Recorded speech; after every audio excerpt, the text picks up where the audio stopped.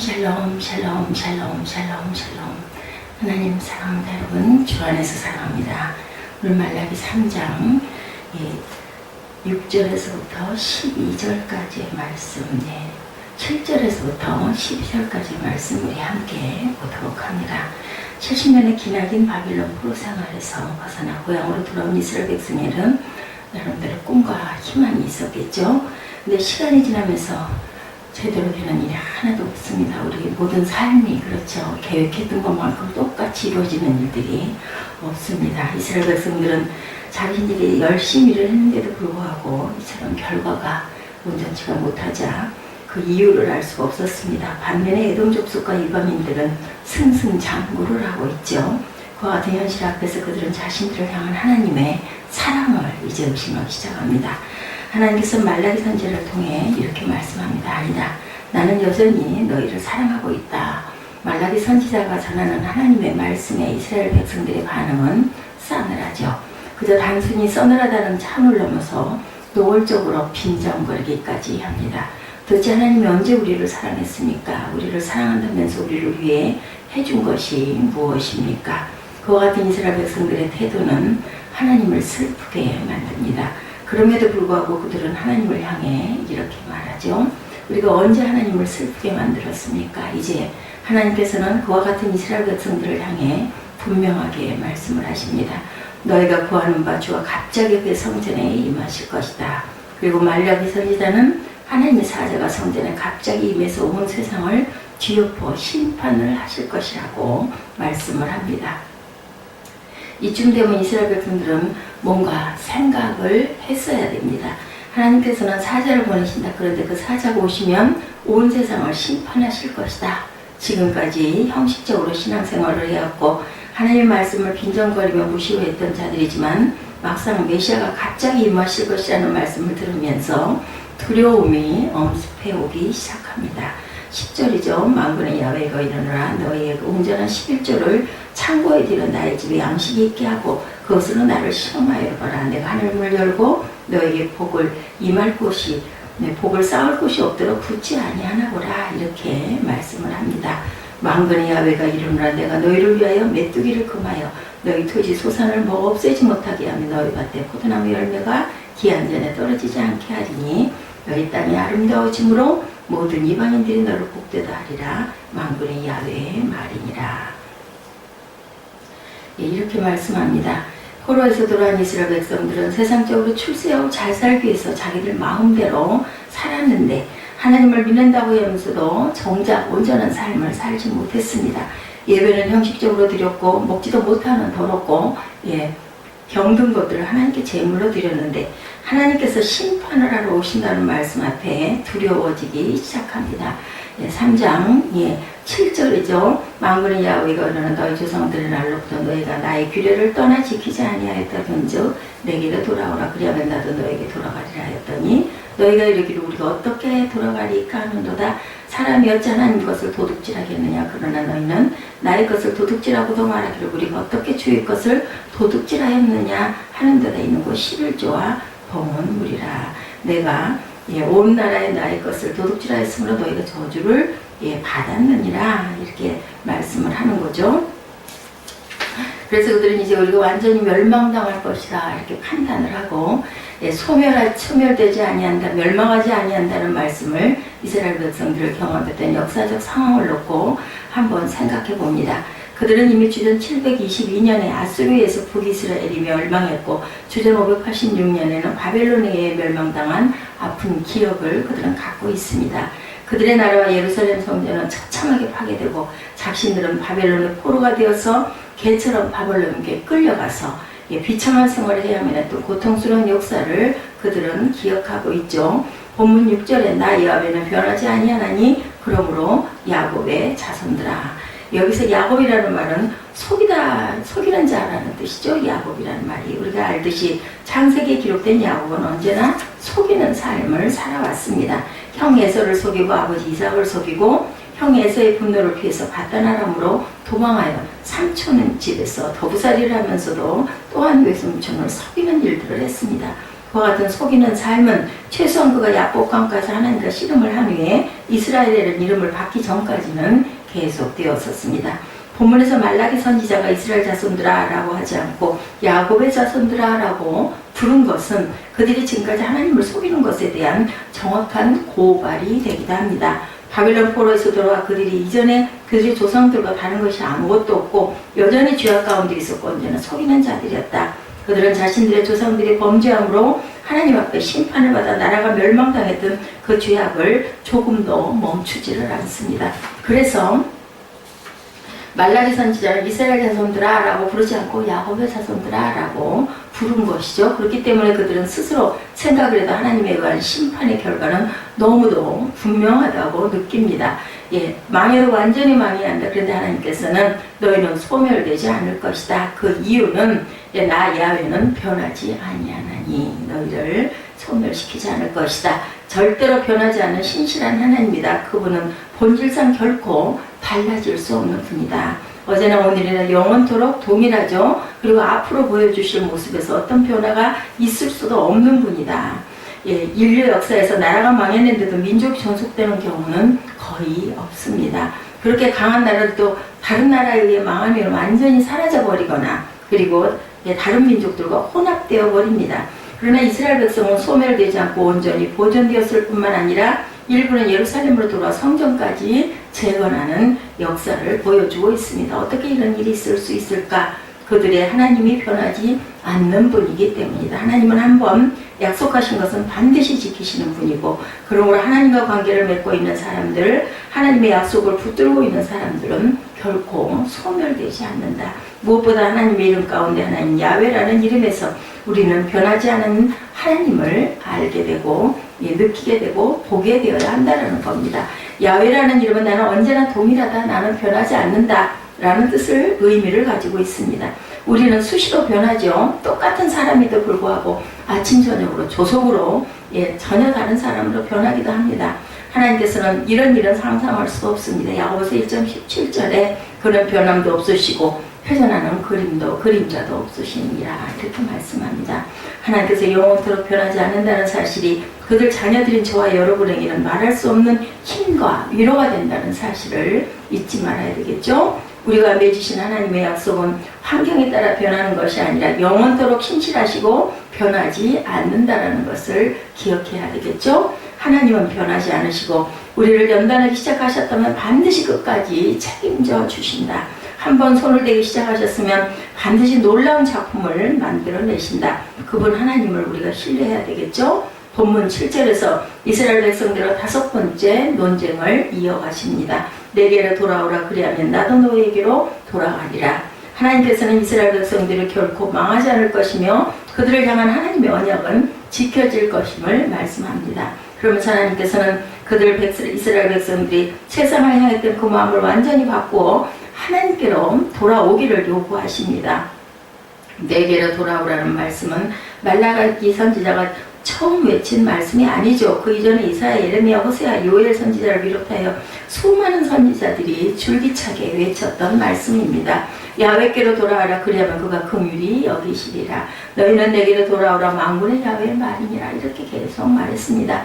선지자들이 끊임없이 말씀을 반복적으로 외치는 것은 슬프게도 오랜 세월이 흘렀음에도 불구하고 그들에게 어떤 변화도 일어나지 않았기 때문입니다. 요즘 말라기 시대에도 마찬가지입니다. 그들은 하나님과의 바른 관계로 회복하기 위해 어떤 노력도 하지 않았습니다. 자신들도 먹지 못하는 곰팡이 나는 떡과 병든 짐승을 하나님께 제물로 드리는 것이 분명히 잘못된 것임을 알면서도 그런 문제를 놓고 하나님 앞에 진실하게 회개하지도 않았습니다. 그러면서 그들은 하나님을 향해 우리가 어떻게 하여야 돌아가리까 이렇게 얘기합니다. 이스라엘 백성들은 여전히 정신을 차리지 못하고 그들이 이렇게 하나님 앞에 반문하는 것은 정말 돌아가야 하는 방법을 몰라서가 아니라 지금 그들은 하나님을 향해 빈정거립니다. 우리가 주님을 떠난 적이 없는데 어떻게 돌아오라는 겁니까? 이런 의미도 됩니다. 쉽게 말하면 우리가 하나님을 떠났다니요. 우리는 결코 하나님을 떠난 적이 없습니다. 이런 뜻과 같습니다.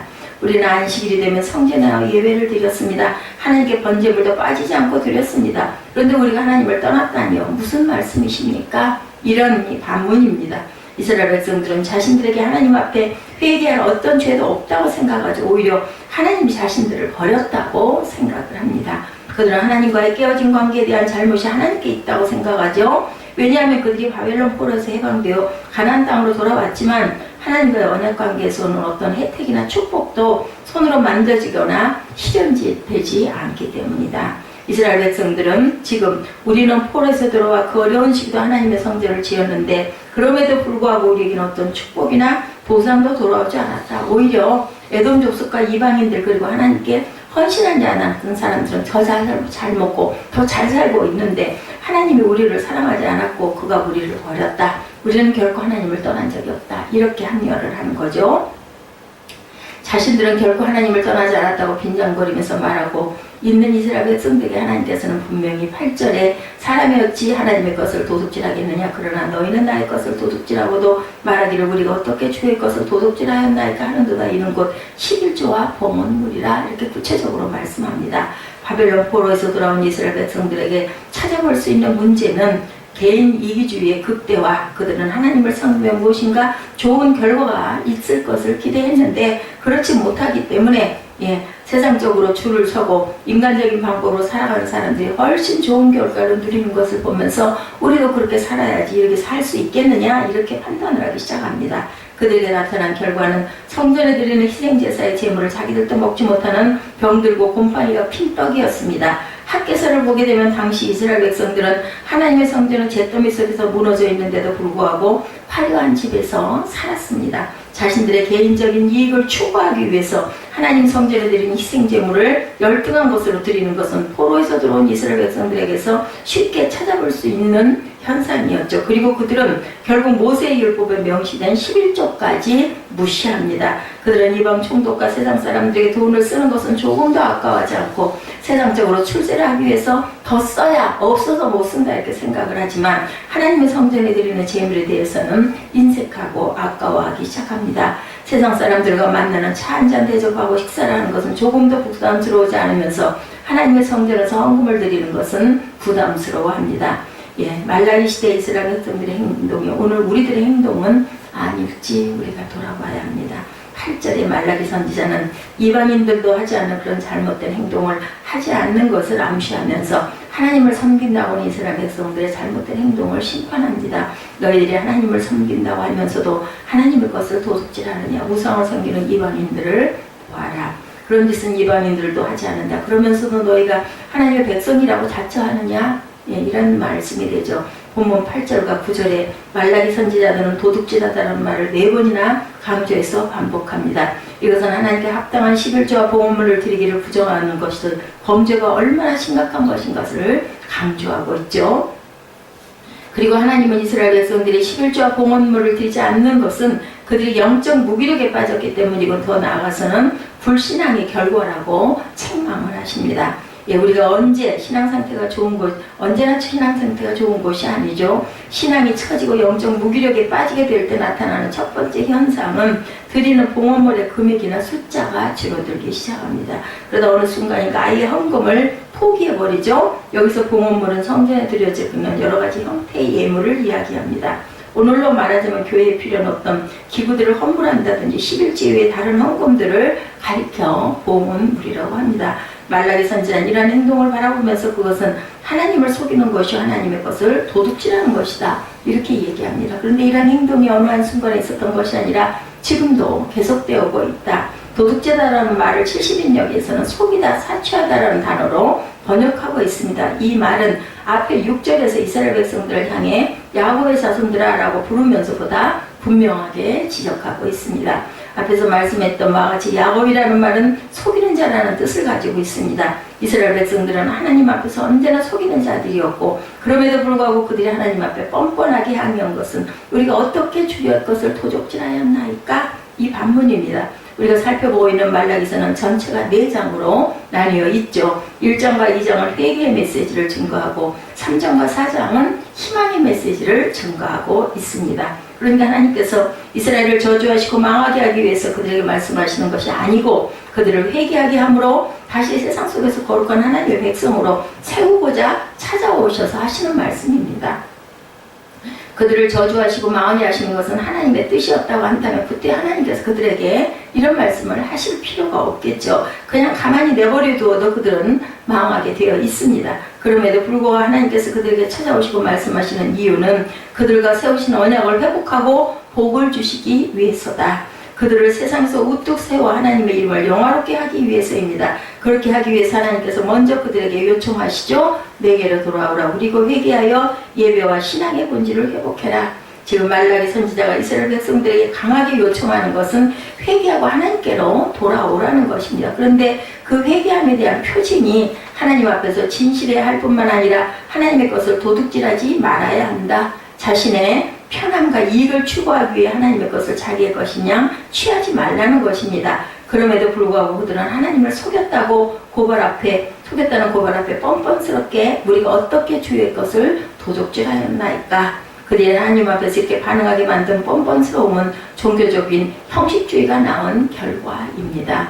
종교적인 위선주의가 낳은 결과이죠. 그리고 그것은 그들이 지금 영적 무기력에 빠져 있다라는 증거죠. 그리고 그 결과가 9절의 말씀을 보면 너희 곧 온 나라가 나의 것을 도둑질하였으므로 너희가 저주를 받았느니라 이렇게 대답을 하십니다. 여기서 저주하다라는 말은 지금 포로에서 돌아온 이스라엘 백성들에게는 생각조차 하기 싫은 두려운 끔찍한 그러한 단어입니다. 그리고 저주에 대한 그들의 악몽은 포로에서 돌아온 이후 지금까지 진행되고 있는 현상이죠. 그렇기 때문에 하나님께서는 말씀합니다. 너희는 지금 저주로 괴롭힘을 받고 있다. 그런데 이스라엘 백성들이 저주로 괴롭힘을 받고 있는 이유는 직접적으로는 그들의 하나님의 11조와 봉헌물을 드리는데 실패함으로 하나님을 속이고 하나님의 것을 도적질했기 때문이다. 그래서 이스라엘 백성들의 형편이 이처럼 어렵다고 말씀합니다. 하나님께서는 언제나 우리들에게 당신과 맺은 언약을 충실하게 순종하고 따르기를 요청하시죠. 그래서 성경은 하나님께서 우리 앞에 복과 저주를 두십니다. 우리가 하나님 말씀을 듣고 순종하면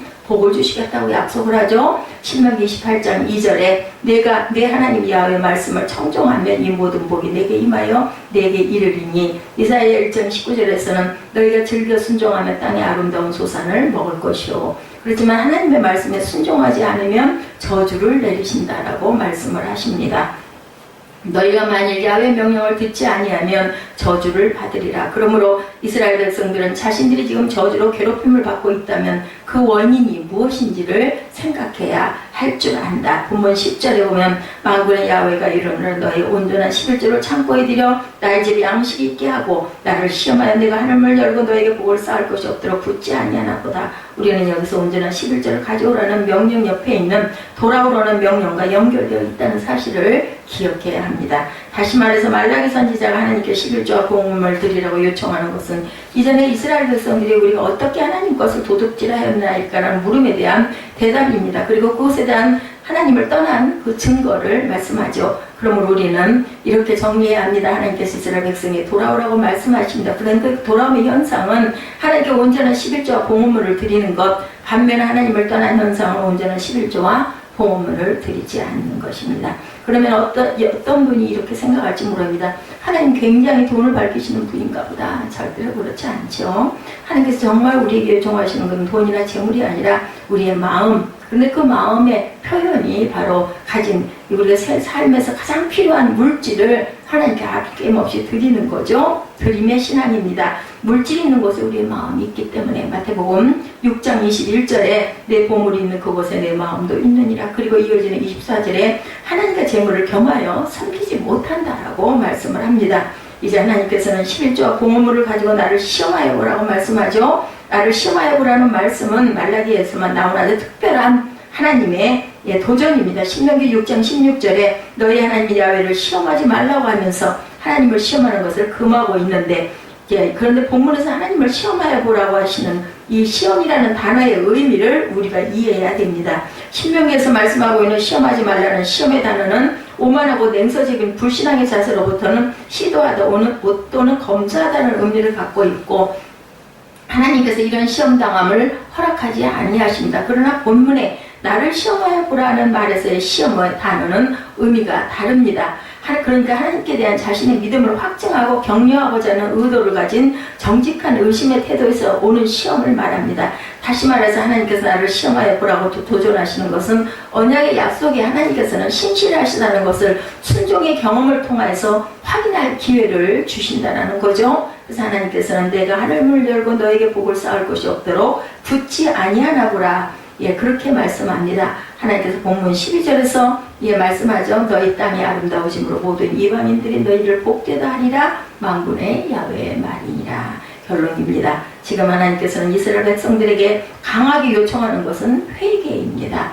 영적 무기력에서 벗어나 예외를 회복하고 하나님과의 관계를 회복하라는 말씀이죠. 그러기 위해서 하나님께서는 하나님의 언약에 대한 이스라엘 백성들의 태도와 행위가 바뀌어지기를 요청하십니다. 그것이 바로 회개죠. 회개라는 것은 가던 길을 돌아서다라는 의미를 가지고 있습니다. 잘못된 길로부터 돌아서서 바른 길로 가는 것. 그럴 때 지금까지 저주로 괴롭힘을 받았던 이스라엘 백성들이 이전에 경험하지 못했던 복된 경험을 누리게 하시겠다라는 거죠. 그 과정에서 하나님께서는 이스라엘 백성들에게 요청하시는 것은 온전한 11조와 봉헌물을 드리는 것입니다. 하나님께서 그렇게 도전하시는 것은 이스라엘 백성들이 말씀에 전적으로 순종하는 것을 보기 위해서입니다. 그러나 기억해야 할 것은 하나님께서 당신을 시험하도록 도전하는 것은 단순히 물질적인 복을 받기 위한 인간관계 공식이 아니다. 지금 말라기 시대 이스라엘 백성들에게 나타나는 문제는 하나님 앞에서의 인색함이었고 세상에서의 분에 넘치는 재물을 사용하면서도 하나님 앞에 인색했던 그런 백성들의 행동, 그것을 불순종과 불신앙에 뿌리를 둔 것입니다. 우리가 세상에서 열심히 땀을 흘리고 수고한다고 해서 좋은 결과를 얻을 수 있는 것은 아닙니다. 좋은 추수만으로도 행복한 땅을 만들지 못할 것이고 중요한 것은 그 땅에 열매를 가져오는 영적 갱신이 있어야 한다.